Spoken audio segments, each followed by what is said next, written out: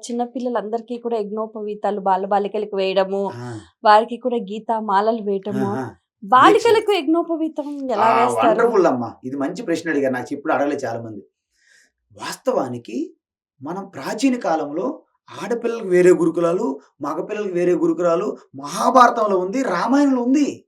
హ్మ్. సీతాదేవి, ద్రౌపది, సుభద్ర ఈళ్ళందరూ కూడా గురుకులాల్లో చదువుకున్నారు. వాళ్ళకి యజ్ఞోపవీతాలున్నాయా? యెస్! యజ్ఞోపవీతాలు మగవాళ్ళు యేసుకున్నట్టు యేసుకోరు.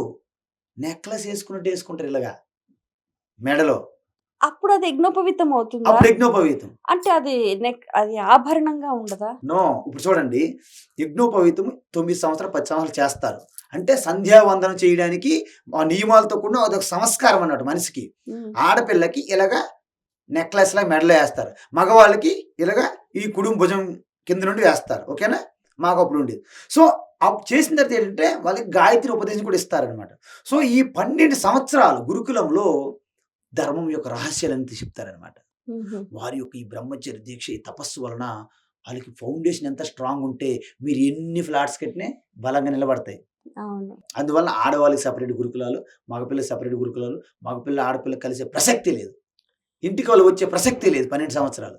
అలాంటి గొప్ప డిసిప్లిన్ గురుకులాలు ఉండేవన్నమాట. అందులో చదువుకున్నారు కాబట్టే వాళ్ళకి తర్వాత ఎవరో రేర్ మాలాంటోళ్ళు. బ్రహ్మచర్యం నుంచి సన్యాసంకి వెళ్ళిపోయేవాళ్ళు కొంతమంది. ఇంకా నాకు బ్రహ్మచర్యంకి, గృహస్థకి తేడా ఏంటంటే, గృహస్థ బ్రహ్మచర్యం నుంచి గృహస్థ అవ్వాలి కదా! అంటే గృహస్థ నుంచి వానప్రస్థ. వానప్రస్థ నుంచి చివరికి ఎక్కడ రావాలి? సన్యాసం. సన్యాసాశ్రమం. హ్మ్. బ్రహ్మచర్యం నుంచి డైరెక్ట్ వెళ్ళిపోవచ్చు కదా! ఎందుకు ఇవన్నీ తిరగాలి అని కొంతమంది. హ్మ్. ప్రక్షాళనాద్ది పంకస్య దూరాత్ అస్పర్శనం వరం. బురద తొక్కడం ఎందుకు? కడగడం ఎందుకు? బురద తొక్కకుంటే మంచిది కదా! అని ఒక రకం. అది కూడా సృష్టించేది కూడా పరమాత్మే గదా గురుగారు! ఎగ్జాక్ట్‌లీ. నేనదే చెప్తున్నా. హ్మ్. ఇవన్నీ కూడా మనిషికి ఒక క్రీడా లీల కోసం ఇచ్చారు. మీరు అందులో పడి కొట్టుకొని గోల గోలగా ఏడుస్తున్నాం మనం. అందుకే జ్ఞానులు, పరమాత్మ నవ్వుతుంటారు మనల్ని చూసి. మీరు ఏదైనా దేవాలయంకెళ్లారనుకోండి, ప్రతి దేవి దేవత నవ్వుతున్నట్టుంటారు మనకి. మన కామెడీ చూసి. అమ్మా! దేవుడు నాకు కోరికలివ్వు. ఇవి తీర్చేయి. నీ దగ్గర అన్ని పెట్టుకొని నన్నెందుకు అడుగుతావని ఆ దేవుడు నవ్వుతుంటాడు మీకు. కానీ మన నవ్వు మనం చూడము. ఎంత బావుంది, ఆడి కళ్ళు బాగున్నాయి, ఆ చెవులు బాగుంది, ముక్కు బాగుంది ఇవన్నీ రాసుకొని వచ్చేస్తారు మనోళ్ళు. ఆళ్ళు చూసి మీరు నవ్వుతున్నారు మిమ్మల్ని చూసి. మీ జోకు, మీ కామెడీలు చూసి, మీ కోరికల చిట్టా చూసి దేవుడు నవ్వుతున్నాడు. వెంకటేశ్వర స్వామి ఇది అభయహస్తము, వరదానము. పాపం ఎంత బట్టి అలా నిలబడి ఉంటాడు. కాళ్ళు చేతులు ఏమవ్వాలి ఆయనకి? మీరెవరైనా పట్టించుకుంటాన్రా? మీ కోరిక పని మీదే. జరగండి, జరగండి, జరగండి. నేను ఎక్కువ టైం చూడలేదు అని గొడవ గొడవ మళ్ళీ. ఆ వెంకటేశ్వర స్వామి నీ హృదయంలో ఉన్నాడని మీరు నమ్మట్లేదు. అన్నమాచార్యులు ఏమన్నారమ్మా? మొదటంతా పాడాడు, చేశాడు. అలిసిపోయిన తర్వాత ఏమన్నాడు? అంతర్యామి నేను అలిసిపోయాను. అంతర్యామి బయట ఉంటదా? లోపల ఉంటదమ్మా? లోపల. ఆ! అంతర్యామి అంటే అర్థం ఏంటంటే ఇన్నర్ కంట్రోలర్. అంటే సకల సృష్టి అంతా కూడా లోపల ఉండి కంట్రోల్ చేస్తున్నారు. భగవద్గీతలో ఎక్కడ చెప్పారు ఇవి? చాలా దగ్గర చెప్పారు. ఈశ్వర సర్వభూతానాం హృద్దేశేర్జున తిష్టతి భ్రామయన్ సర్వభూతాని యంత్రారూఢాని మాయయా మచ్చిత్త మద్గత ప్రాణ మత్త పరతరం నాణ్యతు కించిదస్తి ధనంజయ మయి సర్వమిదం ప్రోతం సూత్రే మణిగణా ఇవ. మీ పూసలు ఉన్నాయి మీ మెడలో. ఉన్నాయి గదా! పూసల చైర్ ఉన్నది గదా! నెక్లెస్ లాగా. దాని అర్థం ఏంటి? దాని గురించే కృష్ణ చెప్పాడు గీతలో. మత్త పరతరం నాణ్యతు. అంటే నాకంటే భిన్నంగా సృష్టి ఏమీ లేదు. ఈ సృష్టి అంతా ఎలాగున్నది? ఆ పూసల వెనక ఉన్న దారం వలె ఆ దారానికి ఎలాగైతే గుచ్చబడ్డాయో పూసలు, ఈ సృష్టి అంతా నాకే గుచ్చబడ్డాయి. అంతర్యామిగా నేను పట్టి ఉంచాను. సర్వవ్యాపిగా వ్యాపించి ఉన్నాను. అంతర్యామిగా కంట్రోల్ చేస్తున్నాను. 2 కంట్రోల్ నా దగ్గరే ఉన్నాయి. పగలంతా వేడిస్తారు. రాత్రంతా చల్లదనం ఇస్తారు. మీకు కావాలంటే వర్షం పడించాలి. వర్షం ఆపాలని ఆయన చేతిలో ఉంది కంట్రోల్. మీ చేతిలో ఏమి లేదు. అన్నీ ఆళ్ళకున్నాయా లేదా? సో, పంచభూతాలు కంట్రోల్ చేసిన శక్తి అంతర్యామి ఉన్నదా లేదా? అంతర్యామి మీలోను, భూమిలోను ఉంది. ఇది బృహదారణ్యక ఉపనిషత్తులు చెప్తారు. అంతర్యామి బ్రాహ్మణంలో. ప్రతి దాంట్లో కూడా అంతర్యామి ఉన్నది. ఓకే. అది ఈశ్వర సర్వభూతాన హృదయంలో ఉన్నాడంటండి. హ్మ్. ఎలాగైతే ఈ యొక్క జంత్రగడ బొమ్మల్ని, తోలు బొమ్మలు ఎలాగైతే ఆడిస్తారో మన సంక్రాంతులకి, అలాగే సృష్టి అంతా బొమ్మల ఆట ఆడిస్తున్నారు. గిరగిర గిరగిర. మనం అవే నిజమనుకోని మనము బొమ్మలాటలు, బొమ్మల పెళ్ళిళ్ళు చిన్నపిల్లలు చేస్తారు చూడండి. నా నా నా కన్య బావుంది, నా రాజకుమారి బావుంది, దీనికి పెళ్లి చేయాలి. చిన్న చిన్న పిల్లలు. అలా చేస్తున్నాం మనం. వాళ్ళకంటే భిన్నంగా ఏమి లేదు. దీనికి ఒక చిన్న ఉదాహరణ చెప్తాను మీకు.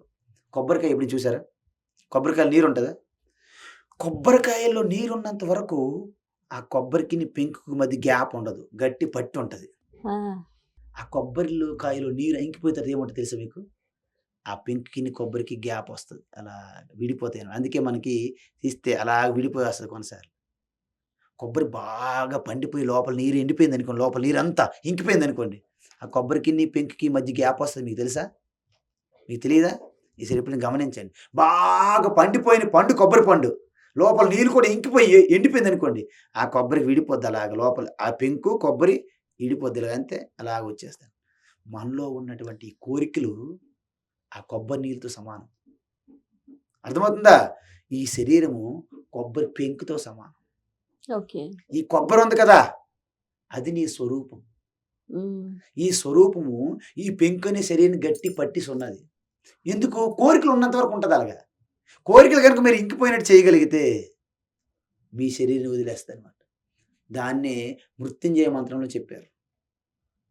ఓం త్ర్యంబకం యజామహే సుగంధిం పుష్టివర్ధనం ఉర్వారుకమివ బంధనాన్ మృత్యోర్ముక్షీయ మామృతాత్. హ్మ్.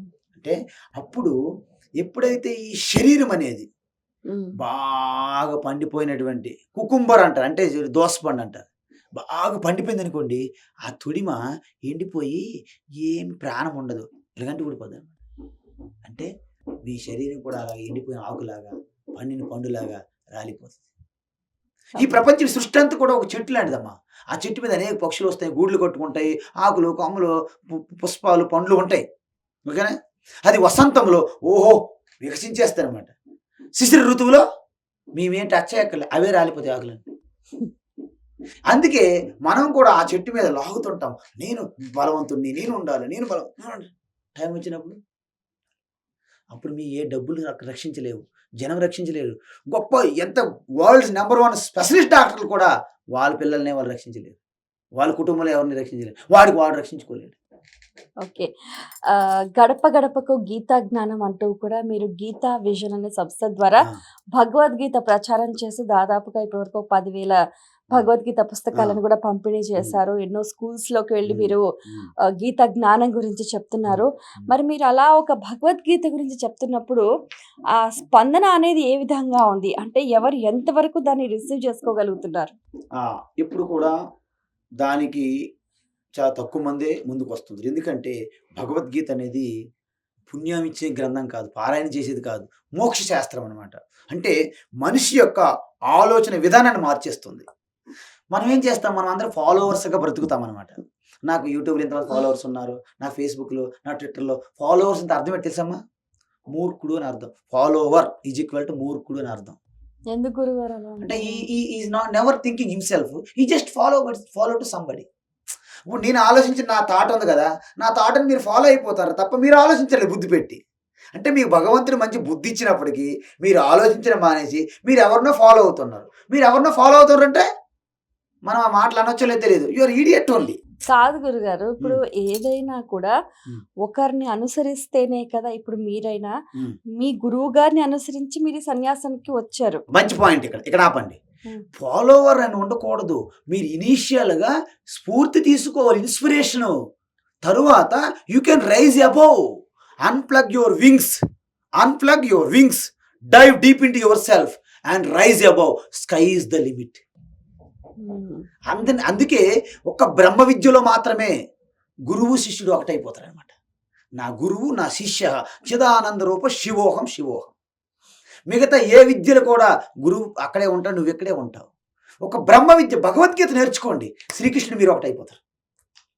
అంతవరకు కృష్ణాయ వాసుదేవాయ గోవిందాయ నమో నమః ఈ నమో నమః అంటావు. ఆ తర్వాత గీతా తత్వం నీకు వంట పట్టిందా?